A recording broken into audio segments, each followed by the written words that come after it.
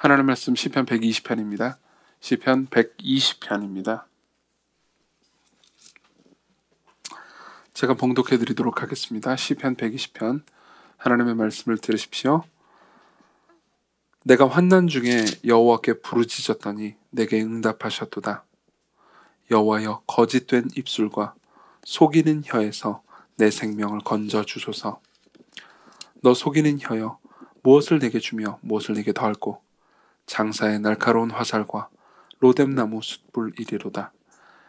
메색에 머물며 게달의 장막 중에 머무는 것이 내게 화로다. 내가 화평을 미워하는 자들과 함께 오래 거주하였도다. 나는 화평을 원할지라도 내가 말할 때에 그들은 싸우려 하는도다. 아멘. 오늘부터 그러니까 이제 당분간 금요기도회 때 성전에 올라가는 노래에 대한 이제 설교를 하려고 합니다. 아마도 지금부터 이제 5주간은 계속 제가 이제 이 설교를 할 거고요. 그러고 나서 9월 달에는 이제 제가 휴가가 있기 때문에 아마 설교를 안 할 것 같습니다. 그리고 10월 달에 다시 이제 할 것 같은데, 원래 했던 사사기는 이제 사사기를 제가 삼손 이야기 직전까지 했습니다.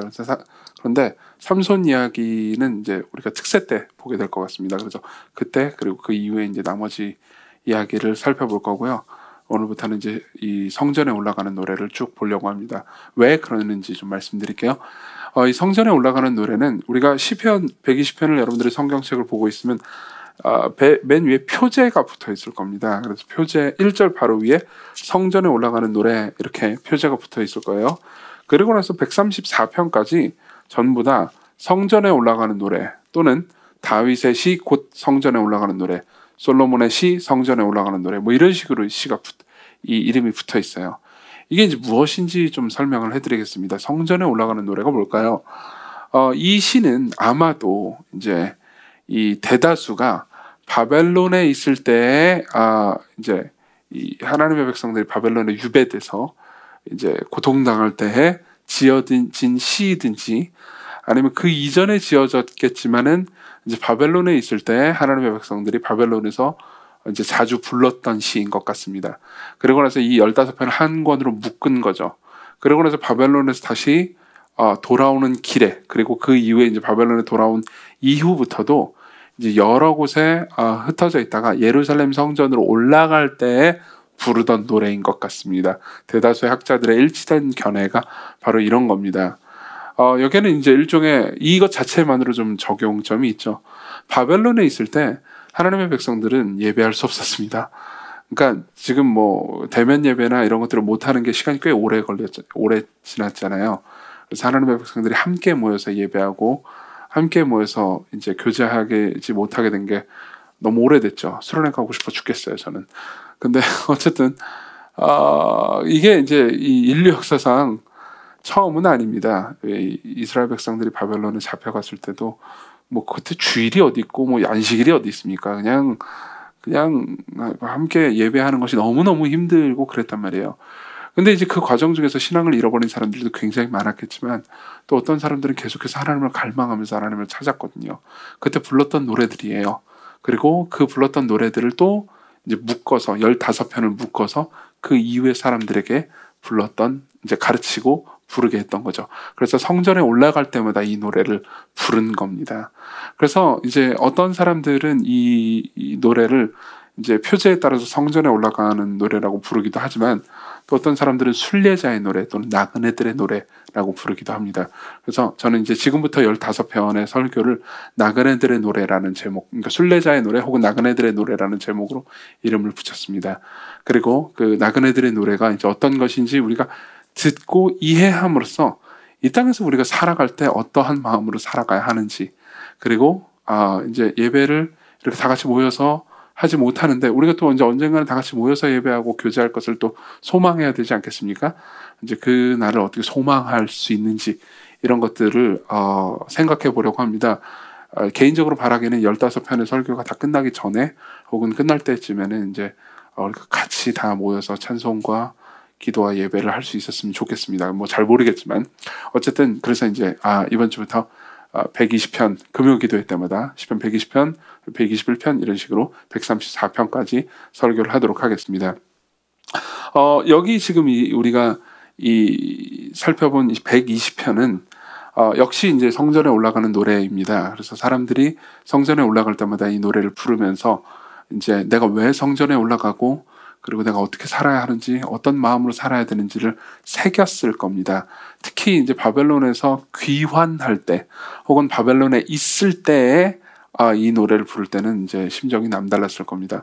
여러분들도 이 노래를 좀 볼 때 바벨론에서 이 노래를 부르는 사람의 심정이 어떠했을지를 상상하면서 한번 들어보십시오. 여기서 우리는 이제 이 노래를 부르는 사람, 순례자라고 볼 수 있죠. 나그네. 이 나그네가 가지고 있는 갈등을 먼저 생각해 볼 수 있고요. 첫 번째로. 두 번째로는 나그네의 반응을 생각해 볼 수 있습니다. 그리고 마지막으로 나그네가 가지고 있는 소망을 생각해 볼 수 있습니다. 하나씩 볼까요? 나그네의 갈등, 나그네의 반응, 나그네의 소망입니다. 하나씩 보도록 하죠. 먼저 나그네의 갈등부터 생각해 봅시다. 2절부터 봅시다.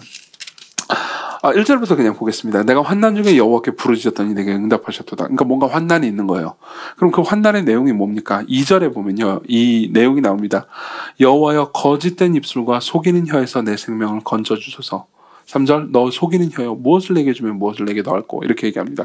그러니까 거기서 이제 바벨론에 있을 때 거짓된 혀와 거짓된 입술과 속이는 혀가 있었던 겁니다. 무슨 말이냐면 거짓말이 있었던 거예요. 그러니까 사람들이 나를 향해서 거짓말을 한 겁니다. 그러니까 나에 대해서 거짓말을 만들어서 음해를 한 거죠. 그렇죠? 그리고 나서 이 5절부터 7절을 보면요, 또 하나가 있습니다. 5절부터 7절은 메색에 머물며 게달의 장막 중에 머무는 것이 되게 화로다. 그러니까 여기서 메색과 게달은 둘 다 아주 호전적이고 싸움을 좋아하는 민족을 가리킵니다. 둘 다 이사야와 에스겔에 나와요. 그래서 호전적이며 싸움을 좋아하는 사람들을 말해줌으로써 실제로 이 사람이 이 메색과 게달에 머무르는 건 아닙니다. 왜냐하면 메색과 게달은 너무 멀리 떨어져 있거든요. 그러니까 메색과 게달이라는 이름을 사용해서 이제 일종의 은유를 한 거죠. 정말 너무너무 이 나를 괴롭히는 너무 호전적인 사람들 사이에서 사는 거 너무 힘들어, 이렇게 말하는 거예요. 그러면서 뭐라고 말하냐면 내가 화평을 미워하는 자들과 함께 오래 거주하였도다. 나는 화평을 원할지라도 내가 말할 때 그들은 싸우려 하는도다, 이렇게 얘기합니다. 나는 그 사람들이랑 잘 지내고 이 평화롭게 지내고 싶은데 그들은 자꾸 나를 향해서 너무 호전적이고 호전적으로 대하고 나를 미워해, 이렇게 얘기하는 거죠. 여기서 시인이 겪는 이 순례자가 겪는 갈등 두 개가 나옵니다. 하나는 사람들이 자기를 향해서 거짓말을 하는 거고요. 또 하나는 사람들이 자기를 까닭 없이 이유 없이 미워하는 거죠. 이건 여러분들의 삶에서도 겪는 일입니다. 종종 겪는 일이고요. 그다지 삶에서 지금까지 별로 크게 겪은 적이 없다면 앞으로 여러분들이 반드시 슬프지만 겪을 일입니다. 저도 이런 일들을 꽤나 겪었다고 볼 수 있습니다. 구체적인 이야기는 하지 않겠습니다. 왜냐하면 저 스스로도 부끄러운 일들을 과거 일들이니까요. 그러니까 제 기억으로는 이해할 수 없지만 이제 어떤 분이 제가 하지 않은 일을 했다고 이제 사람들한테 퍼뜨리고 다닌 거예요. 저는 그런 일을 하지 않았거든요. 그래서 저는 처음에 오해인 줄 알았더니 알고 보니까는 이제 그분이 저를 되게 싫어했던 이유 때문에 이제 그냥 제가 하지 않은 어떤 일을, 그러니까 상당히 나쁜 일을 했다고 이제 공동체 사람들한테 많이 이야기를 했더라고요. 나중에 알고 보니까 왜 그랬는지 알고 보니까는 제가 좀 약간 재수 없었다고 하더라고요. 거기까지는 제가 공감했습니다. 그래서 내가 좀 재수 없는 캐릭터긴 하지만 아무리 재수 없는 캐릭터라고 해도 아니 이게 어떻게 그렇다고 그래가지고 안 한 일을 한다고 할 수 있는 겁니까? 그래서 되게 힘들었어요. 그리고 이게 진짜 힘든 건 뭐냐면은 결국은 이제 그 과정 중에서, 그러니까 저는 이제 굉장히 화가 났잖아요. 화가 나가지고 이제 나중에 이 소문의 진원지를 찾아가지고 이제 뭐 따지기도 하고 얘기도 하고 뭐 그래가지고 풀긴 풀었습니다. 풀긴 풀었는데 문제는 뭐냐면 이분이 이제 그러니까 한두 명한테만 얘기한 게 아니고 여러 사람들한테 얘기했단 말이에요. 그리고 그 여러 사람들은 또 여러 사람들한테 얘기했단 말이에요.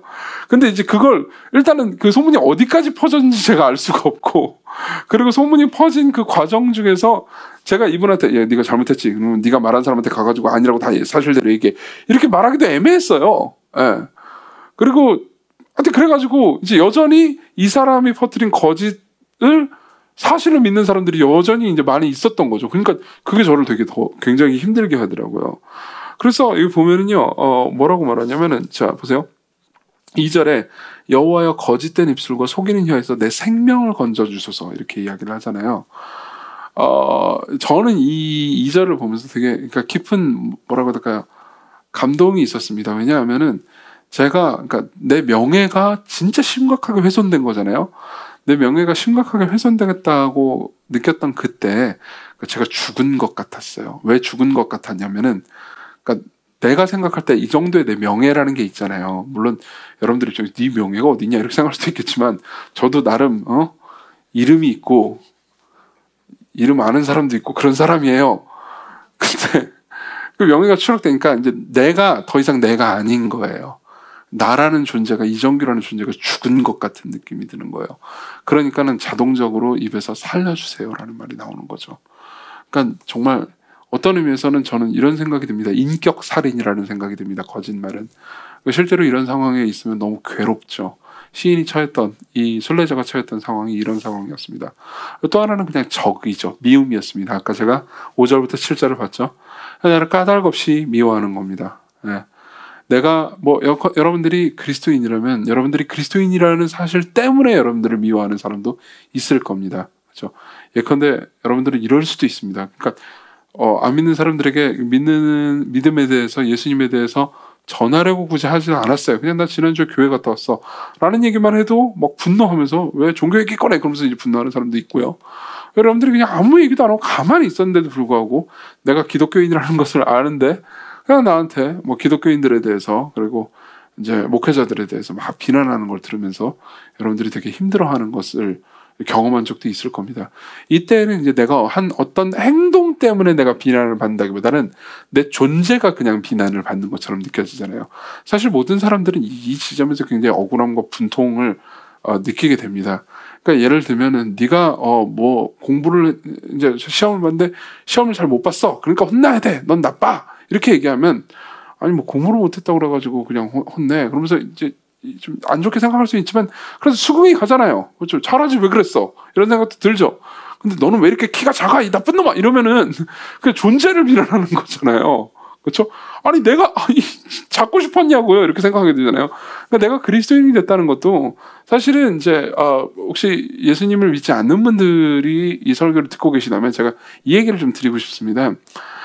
여러분들은 예수님을 믿고 신자가 된다는 것이 그냥 선택이라고만 생각할 수 있습니다. 물론 한편으로 이건 선택이기도 합니다. 근데 예수 그리스도를 믿고 그분의 신앙을 받아들인 사람들을 나중에 한번 만나서 진지하게 이야기를 해보시면요. 이게 순수하게 선택만은 아니었다라는 것도 알게 됩니다.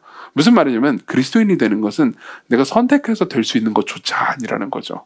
실제로 대부분의 그리스도인들은 그리고 조금만 자기의 이 믿음을 다시 살펴보는 사람들은 내가 예수님을 믿게 된 것이 내가 먼저 하나님을 선택해서 그렇게 된 것이 아니고 하나님께서 먼저 나를 부르셔서 나를 변화시키셔서 이제 더 이상 하나님을 안 믿으려고 해도 안 믿을 수 없게 된 상황에 놓인 사람이 되었다라는 것을 알게 될 겁니다. 그렇기 때문에 사실은 신자가 된다는 것은 인간이 먼저 시작하는 것이 아니고 하나님께서 먼저 시작하시는 일이기도 해요.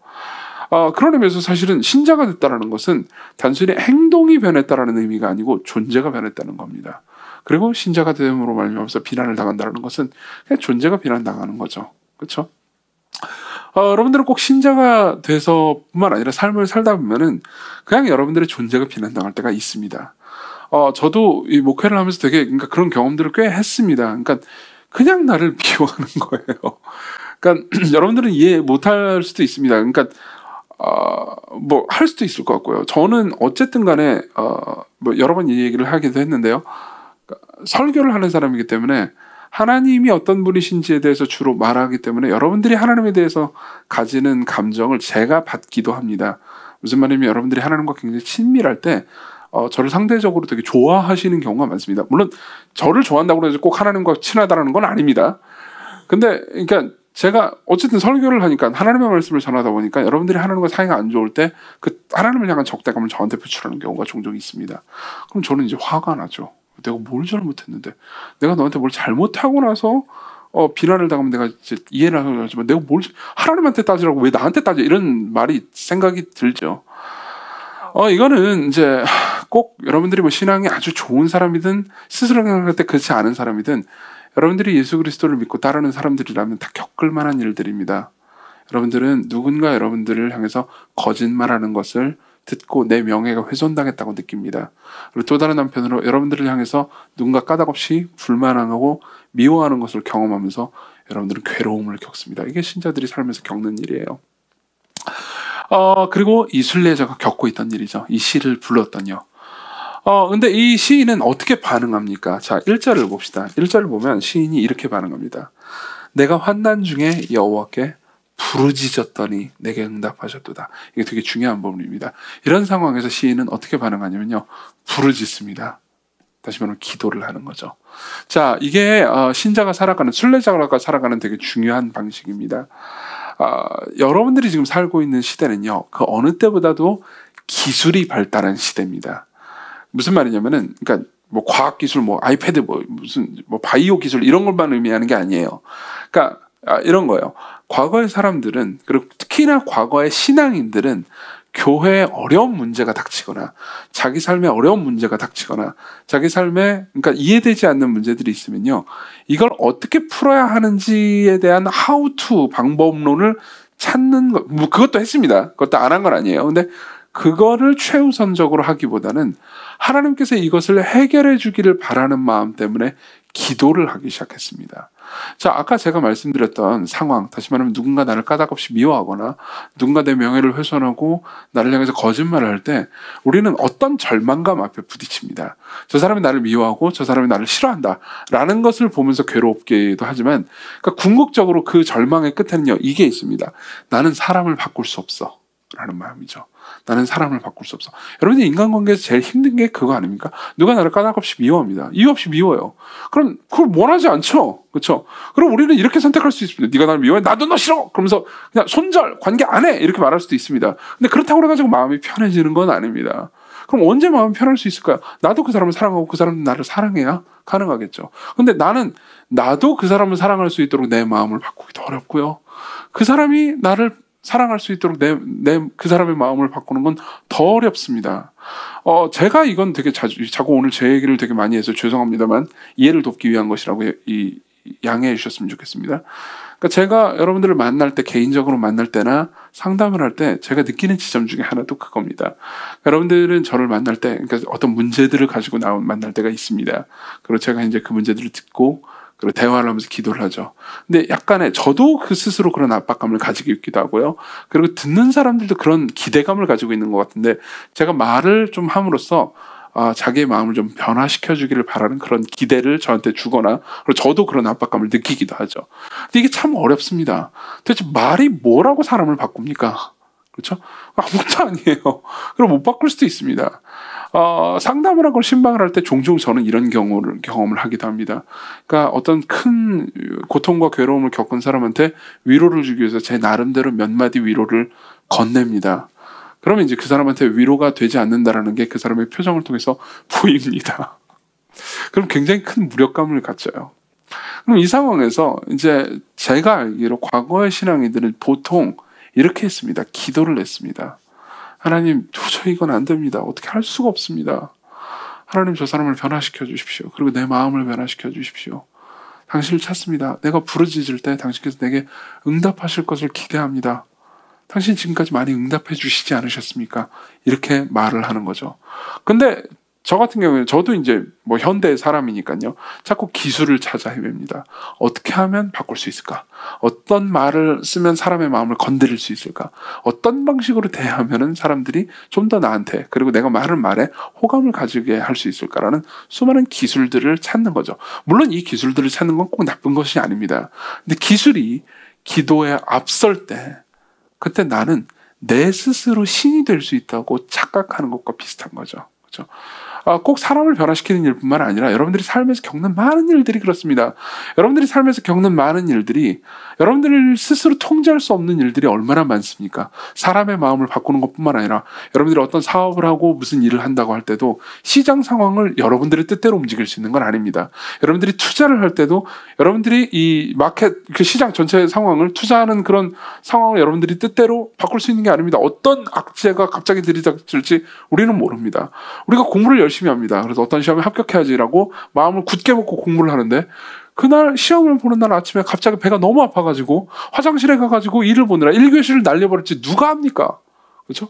우리는 미래를 모릅니다. 근데 그 상황에서 어떻게 하면 시험을 잘 보는지에 대한 기술만 갈고 닦는다면요, 사실은 우리는 우리 스스로 모든 걸 통제할 수 있다라는 착각에 빠지고 싶죠. 그렇죠? 근데 시인은 다릅니다. 여기서 말하는 순례자는 기도합니다. 그 말은 무슨 말이냐면 기술이 무의미하다는 게 아니고 기술이 첫 번째 자리에 있지 않다는 거죠. 그렇죠?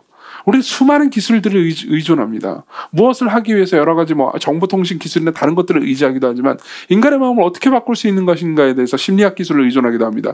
심리학이 나쁘다는 것이 아닙니다. 그것이 우선이 될 수 없다는 거죠. 그렇죠? 교회를 어떻게 잘 성장시킬까라는 생각을 해서 경영학 기술을 의존하기도 합니다. 그게 무조건 나쁘다는 것도 아닙니다. 그렇지만 그게 우선이 될 때 사실은 하나님의 자리는 사라지는 거죠. 정확히 말하면 하나님의 자리가 사라지는 것은 아닙니다. 그렇죠? 그냥 하나님께서 사시고 모든 걸 통치하는 이 진짜 세계에서 내가 지혜롭고 똑똑하면 모든 것이 올바로 돌아갈 것 같다고 착각하는 어리석은 삶을 살게 될 뿐이라는 거죠. 이해하십니까? 근데 시인은 뭐를 합니까? 기술이 아니고 기도를 합니다. 자크 엘릴이라는 사람이 있습니다. 이 사람은 탁월한 신학자이기도 하고요. 그리고 사회학자이기도 했습니다. 이 사람은 기술 비평이라는 영역을 창조했다고 볼 수도 있습니다. 이 사람은 19세기 말 20세기 초에 프랑스의 신학자였는데 이 사람은 기술에 대해서 특히 기술사회 같은 책을 썼는데요.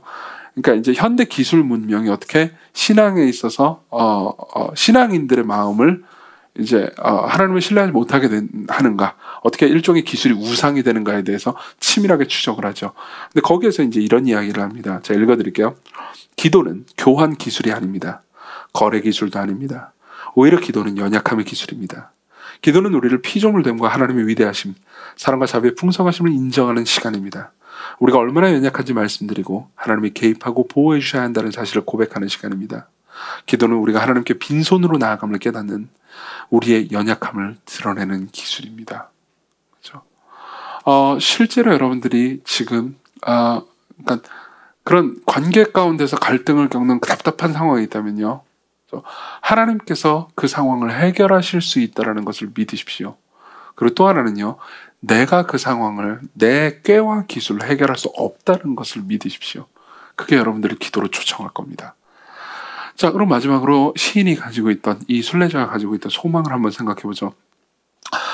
물론 이제 이 순례자는 하나님께서 자기의 기도에 응답하시라는 소망도 있습니다. 근데 3, 4절을 보면요, 이런 말씀이 있죠. 너 속이는 혀여, 그러니까 거짓말하는 사람을 향해서, 나를 까닭없이 미워하는 사람을 향해서 이렇게 얘기하는 겁니다. 너 속이는 혀여, 무엇을 내게 주며 무엇을 내게 더할꼬? 장사의 날카로운 화살과 로뎀나무 숯불이로다. 무슨 말입니까? 그러니까 하나님께서 너를 심판하실 것이다 라는 이야기인 거죠. 그렇죠? 실제로 성경은요, 그러니까 자기를 미워하고 자기에게 고통을 준, 자기에게 거대한 고통을 준 사람을 대하는 방식을 이렇게 얘기합니다. 그러니까 마냥 용서해라 이렇게 얘기하는 게 아닙니다. 그렇죠? 그리스도인이면 당연히 용서해야지, 그러니까 무조건 용서해 이렇게 얘기하는 게 아니에요. 오히려 성경은요, 이렇게 얘기해 줍니다. 네가 굳이 보복하려고 할 필요가 없다. 하나님께서 너를 대신하셔서 너보다 훨씬 더 깊은, 그리고 너보다 훨씬 더 정의롭고 온전한 복수를 해주실 것이다. 그러니까 염려하지 말고 하나님을 신뢰해라. 이렇게 이야기를 하는 거죠. 이건 되게 중요합니다. 성경은요, 그냥 내가 고통을 당하고 피해를 당했는데 무조건 네가 그리스도니까 참어, 무조건 용서해 이렇게 말하는 게 아닙니다. 그건 부당하고 불공평한 일이잖아요. 하나님께서는 정의롭고 공평하신 분이십니다. 그렇기 때문에 우리가 겪은 고통에 대해서 하나님께서는 반드시 언젠가 갚아주십니다. 이걸 신뢰하라는 거죠. 실제로 똑같은 개념의 말씀이 로마서 12장에 나옵니다. 제가 읽어드리겠습니다. 19절. 내 사랑하는 자들아, 너희가 친히 원수를 갚지 말고, 그 다음 뭐라고 그러냐면 원수를 갚지 말고 무조건 용서해 이렇게 말할 것 같잖아요. 근데 그 다음 뭐라고 말하냐면 이렇게 얘기합니다. 하나님의 진노하심을 맡기라. 원수 갚는 것이, 기록되었을 때 원수 갚는 것이 내게 있으니 내가 갚으리라고 주께서 말씀하시느니라. 네 원수가 줄이거든, 그 다음에 네 원수가 줄이거든 먹이고 목마르거든 마시게 하라. 그 다음 원수한테 잘해주라 그래요. 근데 잘해주라고 하는 이유가 뭔지 아십니까? 그 다음에 되게 무서운 말이 나옵니다. 그러함으로 네가 숯불을 그 머리에 쌓아놓으리라. 무슨 말인지 아십니까? 그 사람이 너를 향해서 고통스럽게 한다 하더라도 너는 그 사람을 잘해줘라. 그러면 어떤 일이 벌어지냐면 네가 그 머리 위에 숯불을 쌓아놓는 거다. 이게 뭘 의미하는지 아세요? 숯불을 쌓아놓는다는 것은 타겟을 지정해 놓는다는 겁니다. 그렇죠? 내가 그 사람 원수를 섬기고 잘해주고 사랑하잖아요. 그럼 하나님 앞에서 이렇게 얘기하는 겁니다. 하나님, 여기 타겟이에요.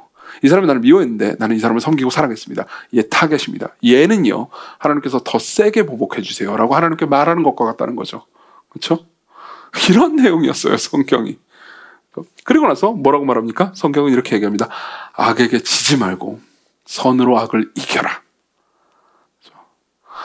이게 바로 그리스도인이 이 땅에서 사람들을 향해서 복수하거나 보복하지 않고 하나님을 신뢰하면서 하나님의 복수와 하나님의 보복에 기대는 방식입니다. 시인은 그걸 하고 있어요. 시인은 자신이 모든 것을 할 필요가 없다고 생각하고 자유로워졌습니다. 시인은 자기가 직접 보복하고 이 억울함을 사람들을 대상으로 사람들을 붙잡고 어떤 방법과 기술로 이 문제를 해결하는 것보다 하나님께 나아가 하나님께 토로하고 그분이 이 모든 것을 바로잡을 것을 기대하는 것이 훨씬 더 낫다고 생각하기로 했습니다. 제가 이제 시편 이 설교를 준비하면서 이제 읽었던 책 중에서 유진 피터슨의 이 한길 가는 순례자라는 책을 읽었거든요. 이 한길 가는 순례자라는 책이 120편부터 134편을 강해한 묵상한 책입니다. 거기 보니까 이제 이 120편을 설교하는 부분에 이런 이야기가 있더라고요. 제가 읽어드리겠습니다. 세상의 길에 철저히 비위가 상한 사람만이 그리스도의 길에 오를 동기를 발견한다. 무슨 말인지 이해되세요? 자, 보세요. 여러분들이 이 세상을 살면서 누구도 여러분들을 미워하지도 않고 그리고 여러분들을 향해서 거짓말을 하거나 여러분들을 고통스럽게 하는 사람이 아무도 없잖아요. 그럼 여러분들은요, 이 땅이 여러분들의 고향이라고 착각할 겁니다. 그렇죠? 그렇지만 여러분들이 이 땅에서 삶이 누군가 까닭없이 여러분들을 미워하는 것 때문에 괴롭고 그리고 까닭없이 여러분들에게 거짓말을 하는 것 때문에 슬프다면요, 여러분들의 이 땅이 궁극적인 여러분들의 소망이 되지 않을 겁니다. 자, 이게 바로 시인이 이 순례자가 가지는 세 번째 소망입니다. 자, 설명해 드릴게요. 보십시오. 저는 시공교회를 사랑합니다. 정말이에요. 여러 번 말했죠. 그렇죠? 여러 번 말하면서, 그러니까 여러분들을 사랑한다라는 것을 확신시켜주고, 그리고 저 스스로도 다짐하는 것이기도 합니다. 그렇지만, 시공교회가 안 고통스럽다는 건 아닙니다. 저는, 교회를 목회를 하면서 때로는 과로하기도 합니다. 그리고 제가 죄인인 만큼 여러분들도 죄인이기 때문에 여러분들이 저지르는 죄, 여러분들이 생각하는 행동이나 말 때문에 저도 상처를 받을 때가 있습니다. 물론 마찬가지로 저도 여러분들에게 상처를 줄 때가 있겠죠. 그 모든 일들을 경험할 때마다 제가 느끼는 건 이겁니다. 저는 시건교회를 너무너무 사랑하지만 하나님의 나라를 더 사랑합니다. 시건교회를 너무너무 좋아하긴 하지만 거짓과 미움과 고통이 없는 완성된 하나님 나라가 속히 임했으면 좋겠습니다. 이때부터 저는 그냥 이 땅에서 집을 가지고 살아간 정착민이 아니고요, 나그네로서의 삶을 사는 거죠. 저는 시건교회를 좋아합니다. 그렇지만 저는 시건교회의 정착민이 아닙니다. 나그네예요. 여러분들도 마찬가지입니다. 이 세상에서 여러분들은 정착민이 아닙니다. 나그네예요. 진짜예요. 여러분들의 진짜 본향은 여기가 아닙니다. 여러분들의 진짜 본향이 여기라고 착각할 때마다 이 세상에서 자리 잡고 사니까 살만하군 이렇게 생각할 때마다 하나님께서는 이 세상이 여러분들의 고향이 아니라는 것을 보여주실 겁니다. 그리고 여러분들이 이런 일들을 겪을 때마다 여러분들이 생각해야 되는 건요, 맞아, 내 집은 여기가 아니었어. 나는 지금 나그네라고 잠시 머무르는 길일 뿐이야. 내가 지금 경험하고 있는 모든 것들은 내가 지금 슬프고 고통스럽긴 하지만 생각해보세요. 여러분들이 여행을 합니다. 여행을 하는데 여행의 길 가운데서 여러분들이 고생하죠. 여러분들 휴가철에서 여행 갔다 오신 분들 있죠? 고생했어요, 안 했어요? 했죠. 좋았어요, 안 좋았어요? 좋았죠. 저는 여행을 되게 싫어합니다. 왜냐면 여행 가면 고생하거든요. 여행의 어떤 숙소도 우리 집보다 편하진 않아요. 진짜예요. 그게 왜 웃기죠? 여행 힘들어요, 저는. 여행은 힘든 법입니다. 물론 그 힘듦을 즐기는 분들도 계신 걸 알고 있지만, 그렇죠? 여러분들 인생을 살면요, 힘든 겁니다. 좋을 때도 있죠, 당연히. 그렇죠? 연애하면 좋죠. 결혼할 때 좋죠. 결혼하고 좀 나고서 좀 지나면 또 힘들죠. 왜요? 여러분들이 순례자기 때문이에요. 여러분들의 진짜 결혼은 그 결혼이 아니에요. 여러분들의 진짜 결혼은 영원한 본향에서의 결혼이라고요. 그때는 여러분들은 아무 불만도 아무 고통도 가지지 않게 됩니다. 그게 소망이에요. 이게 순례자의 소망이에요. 성전에 올라가면서요, 순례자들은 이 노래를 불렀습니다. 시편 120편을 불렀어요. 그러면서 뭘 생각했습니까? 하나님께서 모든 심판을 마무리 짓는 날, 하나님께서 우리를 정말로 위로하는 날을 생각하면서 바라본 거죠. 그리고 저와 여러분들은 더 특별한 소망을 생각할 수 있습니다. 이때 순례자들이, 이 구약시대의 순례자들이 바랐던 소망보다 훨씬 더 특별한 소망을 우리는 바라볼 수 있어요. 왠지 아세요? 자, 보십시오. 이 노래는요, 구약시대 사람들이 불렀죠? 그리고 우리가 읽으면서도 부를 수 있는 노래죠? 그렇죠? 근데 이 노래는요, 예수님도 부르신 노래입니다. 예수님도요, 이 땅에 사시면서 예루살렘 성전에 3번 올라가신 기록이 나와 있습니다. 3번만 올라간지는 알 수가 없습니다. 그렇지만 요한복음에 보잖아요. 그럼 예루살렘 성전에 올라간 3번의 기록들이 있습니다. 그리고 당연히 예수님도요, 예루살렘 성전으로 올라갈 때마다 시편 120편을 부르셨을 겁니다. 그렇죠? 계속해서 부르셨죠. 자, 예수님께서 이 노래를 부르신다고 생각하고 이 노래를 1절부터 쭉 한번 살펴봅시다. 내가 환난 중에 여호와께 부르짖으니 내게 응답하셨도다. 여호와께서 거짓된 입술과 속이는 혀에서 내 생명을 건져주셔서. 맞아요. 예수님께서 사시는 내내 예수님을 모함하고 미워하는 사람들이 있었습니다. 거짓된 입술이 예수님을 고통스럽게 했습니다. 너 속이는 혀여, 무엇을 내게 주며 무엇을 내게 더할꼬? 장사의 날카로운 화살과 로뎀나무 숯불이로다. 생각해보세요. 예수님은요, 그분이 심판자가 되시기도 해요. 마지막 날 심판 때 예수님을 향해서 까닭없이 미워했던 사람들을 예수께서 심판하실 겁니다. 그걸 생각하고 바라고, 그리고 하나님께서 모든 것을 나를 부활시켜서, 예수님을 부활시키셔서요, 모든 것을 완성케 할 날을 생각하면서 이 노래를 부르셨겠죠. 메색에 머물며 계달의 정막 중에 머무는 것이 내게 화로다. 생각하세요. 예수님께서 예루살렘에 머무는 것이 예수님께는 화였습니다. 너무 고통스러운 일이었어요. 왜냐하면 예수님께서 예루살렘에 가셨을 때요, 사람들은 예수님을 계속 공격했기 때문이죠. 물론 여러분들이 이렇게 말할 수 있습니다. 아, 호산나 호산나 그러면서 예수님을 찬송하지 않았나요? 아니요. 호산나 호산나 예수님을 찬송했던 바로 그 사람들이 예수님을 죽이고 바라바를 놓아달라고 말했습니다. 내가 화평을 미워하는 자들과 함께 오래 거주하였도다. 나는 화평을 원할지라도. 왜 예수께서 이 땅에 오셨죠?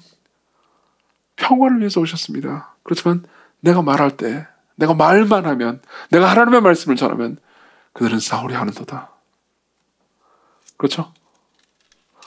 그분이 순례자이셨을 때 그분이 이 노래를요, 진정 마음으로 절절히 고통을 겪으시면서 또 한편으로 위로를 바라시면서 이 노래를 부르셨을 겁니다. 근데 여러분, 한 가지만 제가 말씀드리고 끝내겠습니다. 이 모든 노래가, 이 1절부터 7절 전체가요, 예수님께 정말 예수님의 마음이 절절히 와닿는 노래였을 겁니다. 그렇죠?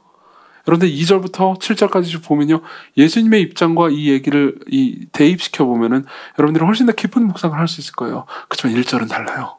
1절은 다릅니다. 왠지 아십니까? 1절은 이렇게 말합니다. 내가 환난 중에 여호와께 부르짖었더니 내게 응답하셨도다. 보십시오. 이 시를 처음 불렀던 시인은요, 환난 중에 불렀을 때 하나님께서 이 시인에게 응답해 주셨습니다.